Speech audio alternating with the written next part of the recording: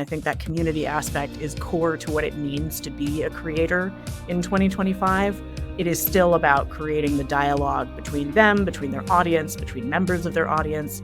It is not just about sort of a broadcast world of content anymore. Explore the minds and marketing strategies behind today's winning brands and businesses. Tap into the power of the creator economy with Earned by CreatorIQ. Hi, I'm Brit, Starr, CMO at CreatorIQ. We're on a mission to make business more human and humans more impactful. So I'm talking directly to the leaders, doers, and creators changing marketing from the inside out. Let's get started. Good morning, good afternoon, good evening. Welcome back to Earned. I am Brit, Starr, and I'm really excited to be sitting here today with Katie Carroll, Senior Editor at Large at LinkedIn. Thanks so much for being here. Happy to be here. I'm actually really excited to get to have this conversation. LinkedIn as a platform is fascinating, and your role specifically, I think, is really interesting as we talk about the intersection of community, creators, media, news. So that's what I'm looking forward to dig into. I think I would love to start there. What does a senior editor at large at LinkedIn do? That's a great question. My title comes from the editorial world and the media world. And what it means for me is essentially I do a lot of different strategic projects within the editorial space. So a lot of that does have to do with creators on the platform, just sort of plugging into different things to help our larger mission, which is to connect members to economic opportunity and also to sort of foster great professional conversations and help people build communities through content. I love that. I feel like LinkedIn is having a real moment right now. So you've been with LinkedIn for 10 years now, right? It'll be 12 years in April. And yeah, it has been a wild ride. I feel like it is an amazing situation to be at a company and a platform that continues to grow and evolve. And it genuinely gets better all the time for me as an employee and I think for our members, which is very cool to see. Yeah, I feel like, at least from my perspective, I always originally thought of LinkedIn as a place to go to look for jobs and to be found for jobs. How has it evolved in the last decade plus, and how would you describe it now? It's still that, first of all. I think that one thing that I really appreciate about LinkedIn is when we do talk about connecting members to economic opportunity, we mean that. And I think over time, we have really evolved into a platform for sharing ideas, knowledge, having really great professional conversations. And the opportunities that come from the people who engage in those things, I hear about them every single day, every single week, and it's really astonishing. So people, whether they're actively posting on the platform, whether they're commenting or engaging in other kinds of ways, are really able to get the insights and perspectives that will help them be better in their careers and their jobs, help them grow, and then genuinely get these sort of beautiful serendipitous opportunities off the back of it. So yeah, I think way back in the day, we were your online CV, we were a jobs platform, and we are so much more than that now. And we are a really robust network for growing in all of the ways that you would want to grow in your career. I'd love to talk about how you think about community on a platform like LinkedIn. You even just mentioned kind of professional conversations. I believe like everyone can be a creator today. It's part of what makes our space so exciting. And part of where I have found fun in exploring that is on platforms like LinkedIn, where I can kind of share thoughts in different ways that feel more relevant or comfortable, I guess, for me as a professional. How do you think about community on LinkedIn, and specifically what role do kind of LinkedIn creators play on that? I could not agree with you more that I think everybody can be a creator. I think everybody who posts things is a creator. One of the things that I also love about LinkedIn is the fact that it is a very broad base of people who are starting conversations, sharing things that they're thinking about at work or in their industry. You have a lot of people from different backgrounds weighing in on things that are going on sort of in the professional space. And I think professional itself is also a pretty broad category. But community is essential to that as well. We are a platform where people connect to each other, where you can build up those professional connections, help build your brand, all these different things. But even more generally and outside of just LinkedIn, I think that community aspect is core to what it means to be a creator in 2025. For all that we have professional creators who are doing this for a living and they're making their money off of content, it is still about creating the dialogue between them, between their audience, between members of their audience. It is not just about sort of a broadcast world of content anymore. And I think that's really exciting. I love that idea. I'm curious, the idea of a top voice or someone who is influential on the platform has kind of always existed. Are the things that make those voices, those individuals successful different today than they used to be? What are some of the like criteria for success to be a, quote unquote successful creator or top voice on LinkedIn? So Top Voice has sort of two different things going on. One is the Top Voices program, that is the blue badge that you can get by consistently sharing great quality content. We have a lot of really prominent voices who are talking about their businesses. So Richard Branson is sort of the quintessential example of that kind of top voice. But I think even more broadly than that, the people who are successful are the ones who are talking about things that their audience cares about. A lot of times that's timely news and trends. So things that are conversations right now for whoever their audience might be. It's having an authentic voice. This is something I think we have seen a lot of, especially sort of business leaders, company leaders really embrace, is being themselves. This is something where video is obviously a great medium for that. You get much more of an authentic view of who the person is. And I think that is something that members and just content consumers in general can spot. And they really appreciate when there is that level of like authentic connection and communication. So that's something I think has also evolved over time, is the expectation, particularly that business leaders do share some of that authentic self, and that it's always been true that people can spot a press release a mile away. And I think that kind of content doesn't resonate as much. It doesn't feel like it's coming from a human. Yeah, I love that. I do think it's really interesting to find the line of authenticity or the balance of authenticity and professionalism. Do you see in your conversations with even other editors and writers on your team, but also the creators on the platform, kind of what's the journey to find that balance? Again, as you're humanizing your professional persona, what does that look like? Yeah, I think it can be a challenge for people. I think it's a little bit of a, once you try it, once you just put something out there that is really coming from what you want to say, how you say it, et cetera, what you realize is that the environment that you're then posting in is very supportive.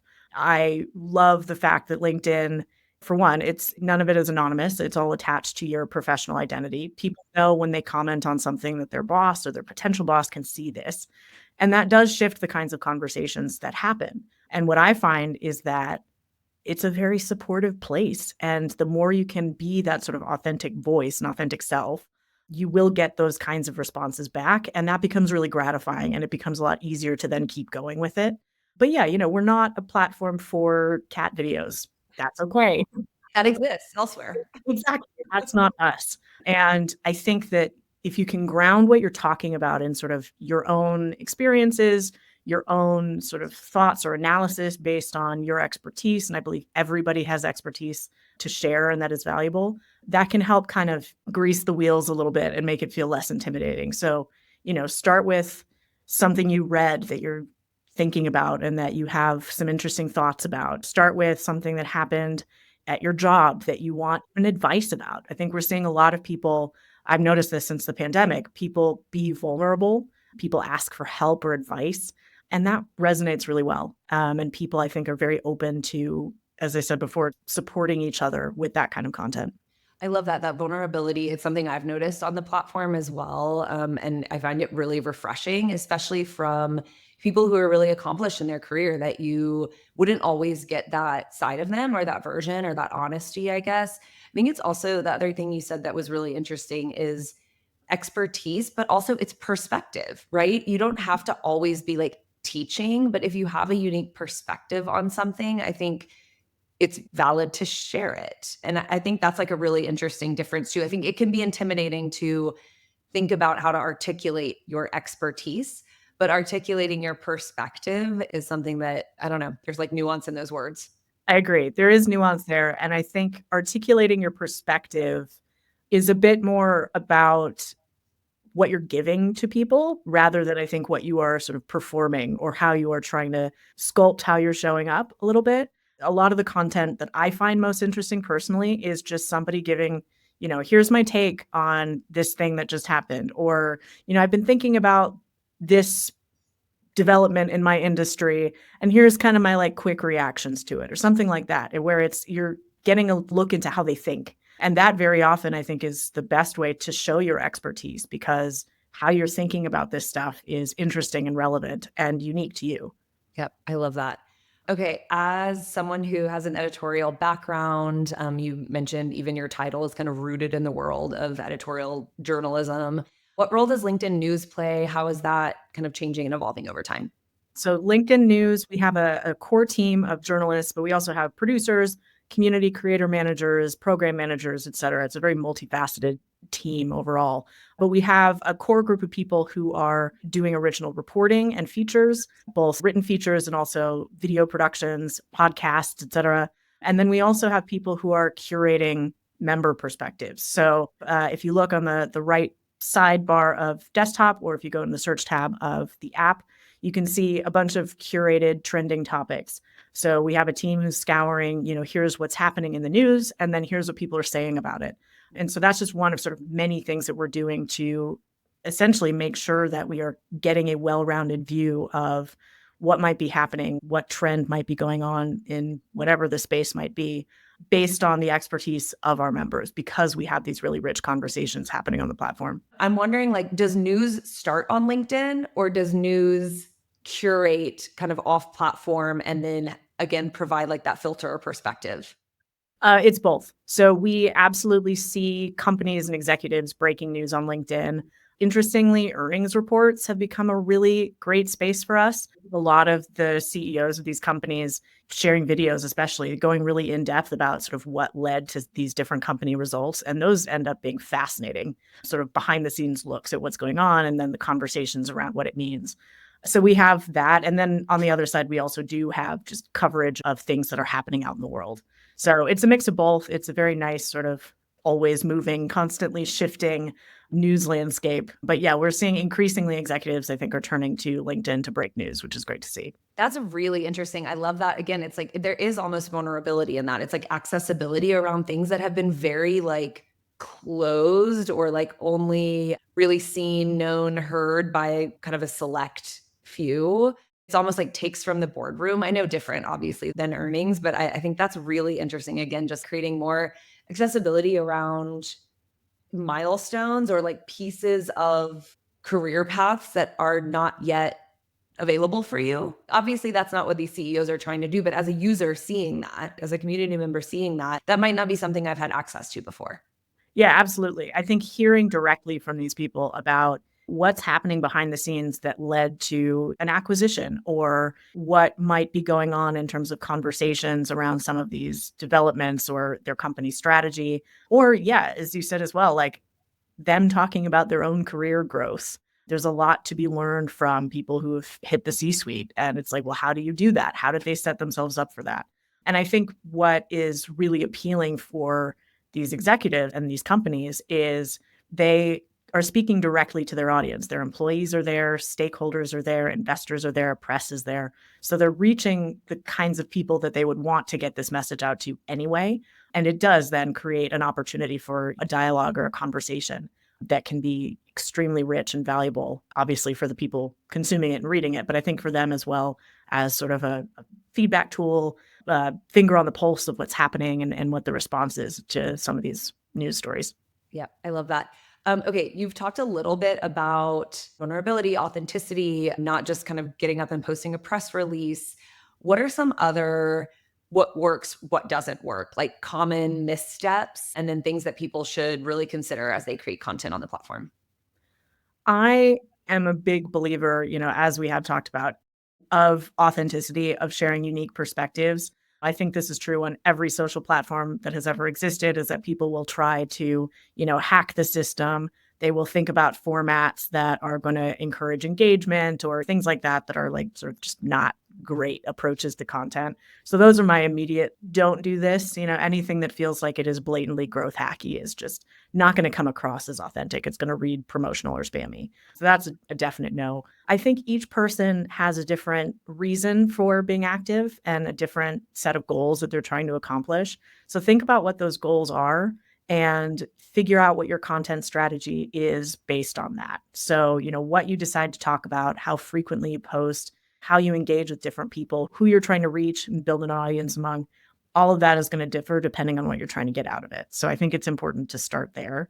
And also consistency is important. Consistency can look different for everybody. Not everybody has the time or inclination, or does it even make sense to be posting sort of multiple times a day or whatever the case is, but figure out something that is realistic for you to stick with and try to build that audience over time. Look at the trends and what you're seeing in your content and iterate from there to figure out what's working.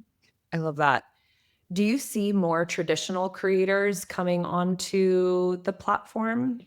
We absolutely do. What I find fascinating as well about some of those traditional creators is they show a different side of themselves on LinkedIn. So a lot of them talk about sort of the business of being a full-time creator. They talk about, how they get brand partnerships or like kind of pull the curtain back a little bit, which I love to see. I think that's super interesting.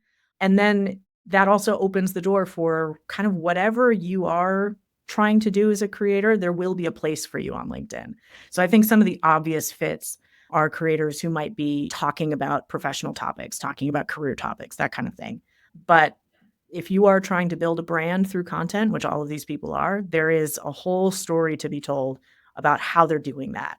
And that's my favorite sort of creator stuff to see. We also see a lot of conversations about the creator economy. I love the business of being a creator, because I think that's something that gets forgotten a lot, is that they are business owners, they're brand owners, they're entrepreneurs. And so they're dealing with building their brand and business just like a founder would. Yeah. And so telling that story, having them be recognized for that piece of what they do, which is pretty massive. And I would imagine there's a real opportunity for brands to use that as a feedback loop to kind of contextualize, what is it like to be a creator? What are they going through? How can you help them grow as a brand and a business through the work you do together? I've also seen brand partnerships happen in the comments on posts. I think when creators are posting on LinkedIn, they do recognize that there's an audience of decision makers that they're reaching. And you see that manifest in real time, and you see what is happening to connect this person who works in influencer marketing and this creator who's posting about something relevant to their brand. All of these things are happening, and we hear constantly about the real opportunities that they get on the back of this stuff. I love that. We actually just had an example of that. There's an amazing creator named Gabby Beckford, and she reached out to us a few years ago, and we ended up having her come out and speak at our big tentpole event in LA. And then just recently, a month or two ago, she posted on LinkedIn the story just as a kind of a rallying cry for other creators to put yourself out there. Like, you never know what you're going to get back. Like, the worst you can get is a no. And so she told the story of reaching out to us and actually hearing back and then getting the opportunity to kind of be on stage in front of this audience. And through that post, which was really, again, authentically meant to just give people permission and confidence to reach out, we have now re-engaged. She's going to speak at another one of our events. I love that. And I think it's what you said and what she said is, you're starting conversations, you're building connections. If you do that in an authentic way, it's going to lead to good things. Yeah, that's the exact message that I would give anybody. You don't know if you put something out in the world, especially if it's something that resonates with you as a person, it's going to resonate with other people. There will be good things that can come on the back of that. Yeah. Okay. So I know you said your role is strategic projects and initiatives.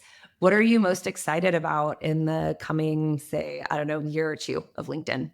We are seeing great momentum with video. I think that this is not surprising. I do think people really want authentic connections with people, and video is an amazing way to do that. So that's something that I am certainly keeping an eye on. And I would just say more great conversations that we are connecting to the right people and audiences and really helping people build up meaningful communities on the platform. And I think that as we see just more creators really embrace LinkedIn, creators of all stripes and backgrounds and topics, we really do see more of those communities really crop up and develop into this rich ecosystem. So the more we can do to keep connecting great content to the right people, the better. And that's something that I think is just always top of mind for me and certainly will be for the next couple of years. I love that. Anything relevant to the platform, the work you do that we didn't talk about that you think is worthy of some time in the sun? I feel like we covered a lot of stuff. I think give it a try is my main message. If you're not already talking on LinkedIn, if you're not thinking about how to use that as a place to grow your brand and grow your audience, you should be. And there is a rich, deep, wonderful well of opportunity that can come from that. I love that. I think the growing your brand is, I think, especially relevant. Again, like there's nuance there because you can grow your personal brand, but it's also incredibly valuable for the companies that you work for. I'm sure, as do most people. We have a real intentional effort around growing not just our executive profiles, but encouraging and really enabling our full team to start building their personal brand, talking about the things they're doing, day in and day out, the milestones, the moments, the perspectives that they see and can bring forward. So, and the other thing that you said, I think the last time we talked was like, you want advice, like just post and and then learn and then do it again and then post. Yeah. And I've seen people post, hey, here's a workplace dilemma that I'm dealing with. I'm not really sure if I handled this the right way. What would you do? Ask questions of your audience. Oh, I love that. One of my favorite posts that I have ever seen, and this was several years ago now, was somebody talking about how and why he made the decision to shut his startup. That's a really hard, vulnerable thing to write about. And it was really beautifully and thoughtfully done. And the feedback and conversation that came back was incredibly supportive and grateful for sharing a side of things that isn't always rosy. I think it is absolutely like just post, just test the waters, then tweak, iterate, experiment, try stuff. It's all good. Love it. Okay. So I think since I've seen you, you're like an official resident of the UK now, right? Yes, they can't kick me out. I have a year until I can become a citizen or apply to become a citizen. But yes, I have indefinite leave to remain. Congratulations. Yeah, thank you. I want to hear what brought you to London because you kind of manifested it for yourself, right? I kind of did. I actually had a sort of vision board that I put together like a couple years before I made the move. And it was just all like London, UK, whatever. And so it's cool to look back at that and be like, oh, yeah, I did that. I ended up coming over through work, which was an amazing opportunity, but it was something that I've just wanted to do for as long as I can remember. I was a kid who had a map of the tube system on my wall growing up. So I've always been like that person. And it feels amazing to be at this place now where this is home. I know this is home. And it has only ever felt more and more that way over time, which makes me really happy. I love that. Anyone coming over to London, what would 3 recommendations be from you on what to see, do, or eat? Whenever people ask me this, I first ask for one, have they been before? Because the recommendations are definitely different. If you haven't done sort of the basic touristy stuff, go see Buckingham Palace, see Tower Bridge, do all those things that you should do. Go to the British Museum. If you are sort of in varying degrees of like next level and deep cuts, then I think it gets to be about seeing different neighborhoods. I think London is a very neighborhoody city. Start with things like Brick Lane and just explore that environment. Then go check out Portobello Road. Like you can do a whole trip based purely on like the markets. One of my favorite, like sort of lesser known markets for people visiting is Maltby Street Market, which is a tiny little food market that's just really cool. And there's I love that. I need to put that on my list. Yeah, it's great. I've spent 10 years now just wandering around different neighborhoods in London and I see different things every single time. So just walk a lot and you'll end up in a great place, basically. Love it. Well, thank you so much for your time today. Really appreciate the conversation. And thanks, Katie. Appreciate you. Thank you so much. Be a friend, tell a friend, and subscribe. Earned by CreatorIQ. CreatorIQ is your all-in-one solution to grow, manage, scale, and measure your influencer marketing program. Ready to unlock the power of the creator economy? Get started with a demo today at CreatorIQ.com.